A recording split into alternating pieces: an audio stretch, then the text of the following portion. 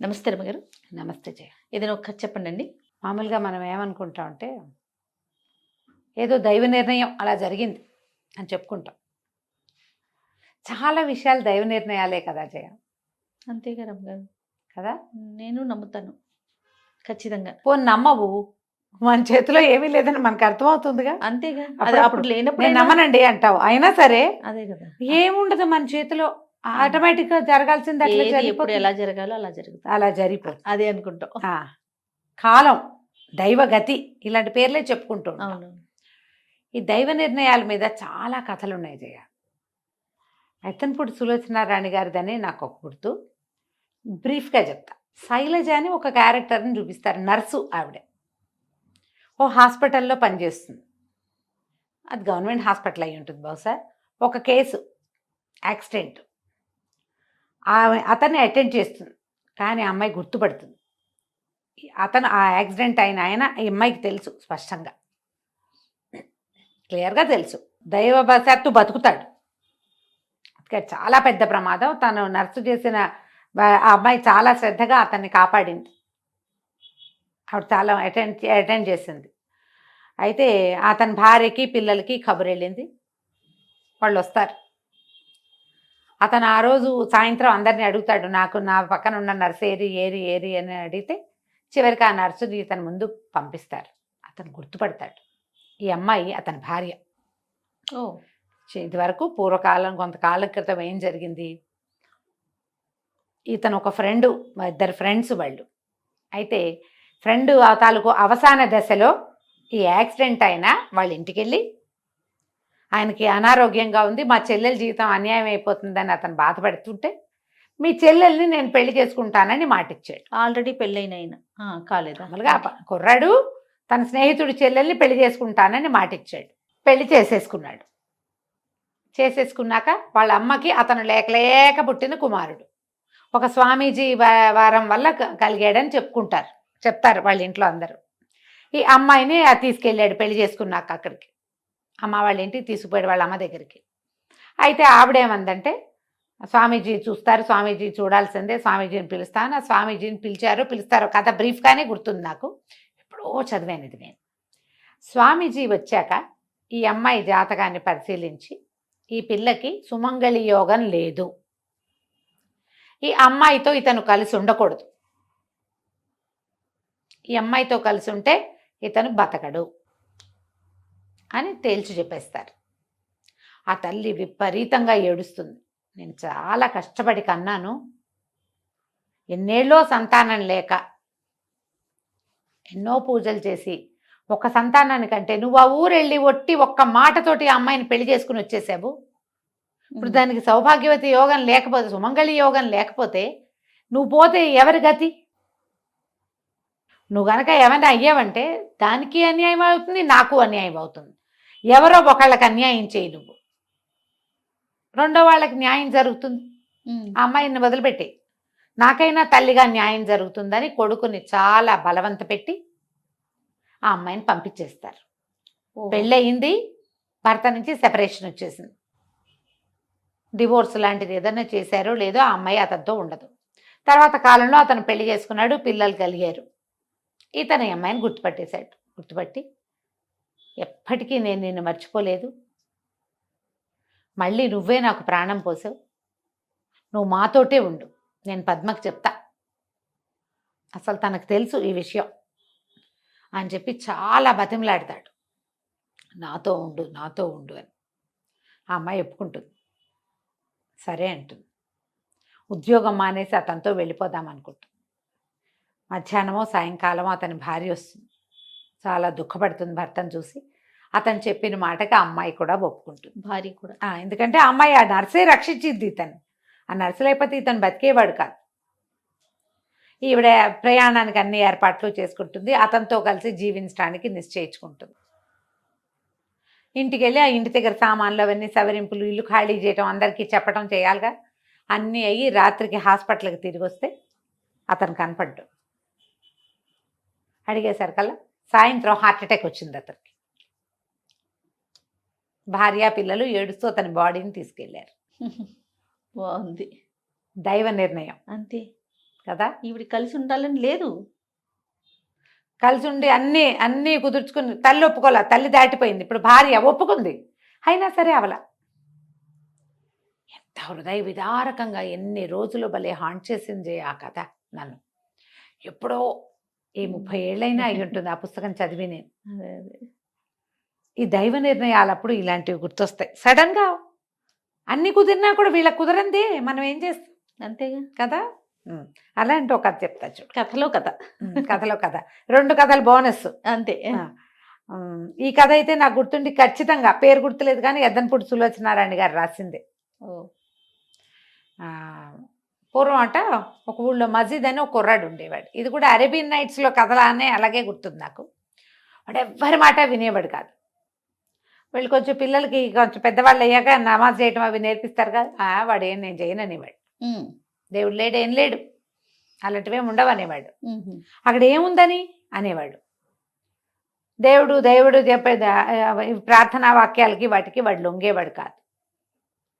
వాళ్ళ నాన్న అనేవాడు, ఎవరో ఒక మహానుభావుడు వచ్చి వీడు మనసు మార్చాల్సిందే, దైవజ్ఞుడు వచ్చి మార్చాలి, వీడు మారడు, లేకపోతే వీడి నాస్తికవాదిగా ఉన్నాడని ఎప్పుడూ తిడుతుండేవాడు.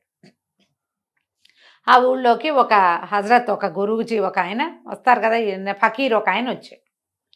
ఆయన దగ్గరికి కొడుకుని పంపించాడు. ఆయన దగ్గరికి వెళ్ళు, నువ్వు నీకు మంచి మాటలు చెప్తాడు, దైవం భగవంతుడు విశ్వాసం కలిగి ఉండటం ఏమిటో నీకు అర్థమయ్యేలాగా చెప్తాడు, వెళ్ళమన్నాడు. వీడికి ఇష్టం లేదు, కానీ సరే అదేమిటో దీని అంతు తేల్చేయాలి, ఆయన అందరి మనసు మారుస్తాడట ఫకీర్ గారు. అందుకని వీడు పిల్లవాడు ఈ మజీద్ అన్నవాడు ఆయన దగ్గరికి వెళ్ళాడు.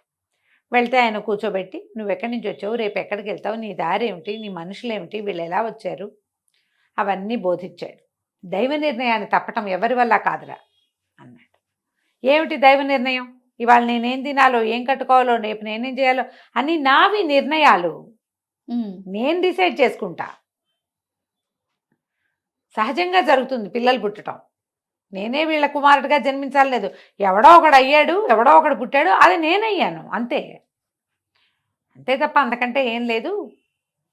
నేనేం తినాలో భగవంతుడు కాదు కదా అంటే ఈయన ఏమన్నాడు, కాదురా ఆయన దానే దానే పే లిఖా హోతా హై ఖానే వాలే కా నామ్ అన్నాడు. నీ ప్రతి గింజ మీద మన పేరు, నీ పేరు ఉంటేనే నువ్వు తింటావు, లేకపోతే నువ్వు తినవు. నీ పేరు లేదు, ఈ పూట మీ ఇంట్లో వంట వండినా నువ్వు తినవు. ఎన్నిసార్లు జరుగుతుంది అట్లా? బాక్సులు తెచ్చి కూడా తినకుండా పట్టుకుపోతాం మనం. అలాగే అవుతుంది. ఎక్కడ నీళ్లు, ఎక్కడ తిండి ప్రాప్తం ఉందో అక్కడికి వెళ్తావు నువ్వు అనేసరికల్లా ఇవి ఒప్పుకోల, నేను ఒప్పుకోను, ఇవాళ నేనేం తింటానో చెప్పండి అన్నాడు. ఈయన ఫకీర్ బాగా చూసి, నువ్వు ఇవాళ పాయసం తింటావు అని చెప్పాడు. సర్కల్ పాయసమా, చచ్చినది అసలు నేనేం తిన్న ఇవాళ, మీరు అన్నారు కదా పాయసం తింటమే దైవ నిర్ణయం అయితే నేను ససేమిరా పాయసం తిన్ను, అసలు నేనేమి తిన్ను ఇవాళ, మీ దైవ నిర్ణయాన్ని నేను తప్పు చేసి చూపిస్తా, నిజాయితీగా ఉంటాను నేను కూడా అని చెప్పి బయటికి నడుచుకుంటూ పోయాడు. ఇంటికి వెళ్తే అమ్మో పక్కింటి వాళ్ళు ఎవరైనా పాయసం చేసి తెస్తారేమో అని చెప్పేసి ముందు ఇంటికి వెళ్ళి వాళ్ళ అమ్మకి మొహం చూపించి బయటికి పారిపోయాడు. ఎవరిళ్ళకి వెళ్ళాల, ఎవరింటికైనా వెళ్తే ఎవరింటైనా పుట్టినరోజో, పెళ్లి రోజో, పండగో, తీపి తినాలనిపించిందో అని పాయసం చేస్తారేమో, ఓకే, ఎవరిళ్ళకి వెళ్ళాల. మధ్యాహ్నం అయ్యేసరికల్లా అట్లా నడుచుకుంటూ నడుచుకుంటూ ఊరు బయటికి వెళ్ళిపోయాడు.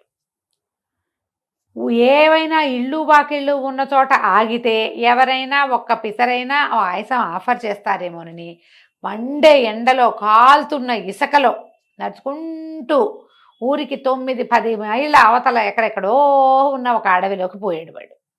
కాళ్ళు కాలుకుంటూ, ఎండ మాడిపోతుంది, నెత్తి మాడిపోతుంది, కాళ్ళు కాలిపోతున్నాయి, తిండి తిప్పలేం లేవు, తింటే పాయసం అయిపోతుంది, పొరపాటున గ్రహపాటున తినాల్సి వస్తుంది. అంతేగా. పోయి పోయి పోయి చివరికి ఒక అడవిలోకి చేరాడు. ఆ అడవిలో ఒక పెద్ద మర్రి చెట్టు, అన్ని చిటి చిటి చితక పిచ్చి పిచ్చి మొక్కలు ఉన్నాయి, అవేమి నీడగా లేవు. ఈ మర్రి చెట్టు మంచి నీడగా ఉంది. పోయి ఆ చెట్టు దగ్గర కూర్చున్నాడు. నీడలో కాసేపు కూర్చున్నాక, నీడలో కూర్చుంటే ఎవరైనా దారే పోయే వాళ్ళు ఏ తీపైనా తనకి పెడతారేమోనని చెట్టెక్కి కూర్చున్నాడు. 3:30 అయింది. ఆ సమయానికి ఈ దారి వెంబడి ఒక పెళ్లి గుంపు వెళ్తోంది. వాళ్ళు ఎప్పుడో బయలుదేరారు. ఎండకి మాడి చచ్చిపోతున్నాయి ఒంటెలు గింటలు అన్నీను. అబ్బో పెద్ద మర్రి చెట్టు ఉందిరా, ఈ చిన్న చితకా చెట్లు కాదు, పెద్ద చెట్టు ఉంది, పదండి పదండి చెట్టు కిందకని అందరు పొలోమని గుంపంతా చెట్టు కిందకి వచ్చారు. వంటల్ని పక్కకు వదిలిపెట్టి జనం అంతా చెట్టు కింద చేరారు. అమ్మయ్య బాగుంది, ఏదైనా చేసి తిందాం కాస్త అనుకున్నారు. చిన్న చిన్నవేవో కరకరలు మెరవట్లు తెచ్చారు కానీ పొట్ట నిండేలాగా లేదు. తొందరగా అయిపోవాలి, సులువుగా అయిపోవాలి, 1 పార్ట్ మీల్. అంటే వాళ్ళలో ఒకడన్నాడు, మనం పొద్దున్న తీసిన బోళ్ళని పాలున్నాయి, విరిగిపోతాయి, పాలు పోసి పాయసం చేసేయండి, తలా ఒక కప్పు తినేసి వెళ్ళిపోదాం అనుకున్నారు. సరైన 3 రాళ్ళు చేర్చారు, చుట్టుపక్కల ఉన్న 4 పుల్లలు పెట్టి వెలిగించారు, ఒక పెద్ద డేక్సా పెట్టి పాలు పోసారు అందులో. తర్వాత వాళ్ళ దగ్గర సేమియాలు ఉంటాయి, వీళ్ళు సేమియాలు చేసుకుంటారు కదా ఇంట్లో. ఇది ఆ ఉడుకుతున్న బాగా మరిగిన పాలలో ఇంత పంచదార పోసి ఇన్ని సేమియాలు ఎత్తి దాని మొహాన్ని పడేసి ఏవో తిండి ఇవి వేస్తారు కదా అందులో కొంచెం తీపి మన గుమగుమలాడే పదార్థాలు అవన్నీ వేసి కొత్తలాడుస్తున్నారు. తీపి వాసన వస్తుంది పైకి. మనవాడు బిసుపోయి కూర్చున్నాడు, నిద్ర పట్టేసింది వాడికి. కింద మనుషులు ఉన్నారని పట్టించుకోలే, బాగా నడిచాడు కదా ఎండకి, అడవంతా తీయటి వాసన అలుముకుంది. ఒక్క 5 నిమిషాలు 10 నిమిషాలు ఉంటే చాలు, పాయసం దగ్గర పడిపోతుంది, దింపుకుందాం అనుకున్నారు. ఈ లోపల దూరంగా గుర్రపు డెక్కల చప్పుడు వినపడింది. కొన్ని గుర్రాలేవో వస్తున్నాయి, వాటితో పాటు చాలామంది మనుషులు వస్తున్న సందడి తెలిసింది. చూసేసరికల్లా ఒకడు చెట్టెక్కి పైకెక్కి చూసి, అయ్య బాబు ఇంకేముంది, దోపిడీ దొంగలు వచ్చేస్తున్నారు, మనమేమో పెళ్లి వాళ్ళం, ఇంకా పెళ్ళికి వెళ్ళనే లేదు, బంగారం డబ్బు గిబ్బు వేసేస్తారేమో, పాయసం లేదు గీసం లేదు, పదండ్రా అనగానే మొత్తం గుంపంతా గబగబా వాళ్ళ ఒంటలు ఎక్కేసి, చిన్న చిన్న బళ్ళున్నాయి ఎక్కేసి పరుగు పాయసాన్ని వదిలేశారు. ఆ దొంగలేమో పెద్ద చెట్టు వాళ్ళకి తెలుసు, అడవిదారిని తిరిగే వాళ్ళకి పెద్ద పెద్ద చెట్లు ఎక్కడ ఉంటాయో తెలుస్తుందిగా, మర్రి చెట్టు కిందకి పదండ్రా అని అందరూ పొలోమని మా దొంగల గుంపంతా మర్రి చెట్టు కిందకి చేరింది. చేరేసరికల్లా ఏముంది, చెట్టు కింద ఇంత పెద్ద పొయ్యి, దాని మీద ఇంత డేకిసా, దాని నిండా తీయగా తీపి వాసనలు వేలాడొస్తున్న పాయసం కనపడింది. కనపడేసరికి ఏమనుకున్నారు, అడవిలో ఎందుకు చేసి పెట్టారు పాయసం? ఎవరో మన చంపడానికి ప్రయత్నం చేశారు. పాయసానికి ఆశపడి తింటామని ఏదో విషం కలిపి ఉంటారు. ఎంతమంది చచ్చామో చూడడానికి ఎవడో ఒక మనిషిని ఇక్కడ పెడతారు అని వెతకండిరా అన్నారు. మొత్తం అన్ని పక్కల వెతికారు. పెళ్లి వాళ్ళేమో పరుగులు తీస్తూ పారిపోయారు. వాళ్ళు వీళ్ళకి కనపడలా, వాళ్ళు ప్రాణభయం కదా, మామూలుగా నడిస్తే స్లోగా వెళ్ళేవాళ్ళు, పరిగెత్తేశారు. ఎవరు ఉన్నది లేదు ఇక్కడ. ఇంత పాయసం చేసి ఎందుకు పెడతారు? ఏదో ఉంది ఇక్కడ ఎత్తు. అంతా వెతికారు. తీర చూసి ఆ చెట్టు మీద చూడండి రండి, చెట్టు ఎక్కితే ఏముంది, తాడుతో తనని తాను కట్టేసుకుని ఒక కొమ్మకి మంచి నిద్రలో ఉన్న మనవాడు కనపడ్డాడు. ఈ మసీద్ కనపడంగానే, దిగండి మహానుభావ దిగండి, కిందకి దిగండి అని పిలిచారు. పిలిచేసరికల్లా వీడు బిగమహసి నేను దిగనన్నాడు. వాడికి పాయసం వాసన వచ్చేసింది. అమ్మో ఇక్కడ ఏదో కొంప మునిగేలా ఉందని నేను రానుగాక రానన్నాడు. దిగుతావా దిగవా అని బెదిరించారు. వాడు ఏమైనా సరే నేను దిగనంటే 2 దొంగలు పైకి ఎక్కి 2 పీకి కొట్టి కిందకి దించారు. దించాక పాయసం రుచి చూడండి హజరత్ మీరు అని పిలిచారు. నేను తిన్నన్నాడు వాడు. ఎందుకు తినడు? నేను తిన్ను పాయసం అంతే అనగానే, ఇందులో విషం ఉంది, వాళ్ళు ఏదో కలిపారు, మొత్తొచ్చే పదార్థం ఏదో కలిపి ఉంటారు, వీడు అందుకే తిన్నంటున్నాడు. ఏ చెట్టు కింద పాయసం ఉందో ఆ చెట్టు మీద పడుకుని చూస్తున్నాడు. గుడ్లగూబ అంటే ఏమిటి అర్థం? గుడ్లగూబలాగా ఏమిటి అర్థం? మనం తినటం కోసమే వీడు చూస్తున్నాడు. తింటావా తినవా అని అంత బతిమలాడినా వీడు ఏడవడం మొదలుపెట్టాడు. నేను తిన్నో అని ఏడుస్తుండేసరికల్లా వీడు విషం ఉంది కాబట్టి వీడు ఏడుస్తున్నాడు. మరి పట్టుకుంటారా వీడిని అని చెప్పేసి ఆ పాయసాన్ని వాళ్ళ దగ్గర ఏవో చిన్న చిన్న లోటాలు ఉన్నాయి, ఆ పొయ్యి ఆర్పేశారు. పాయసాన్ని చల్లార్చారు.